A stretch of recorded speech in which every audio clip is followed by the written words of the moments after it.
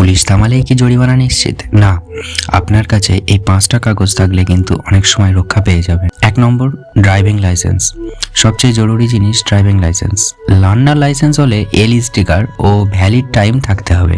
Digital লাইসেন্সও চলে DigiLocker বা M পরিবহন অ্যাপের মাধ্যমে। সেকেন্ড, রেজিস্ট্রেশন সার্টিফিকেট, যেটাকে আরসি বলা হয়। বাইকের আরসি বই বা স্মার্ট কার্ড সঙ্গে রাখুন, এটাও ডিজিলকারে দেখাতে পারবেন।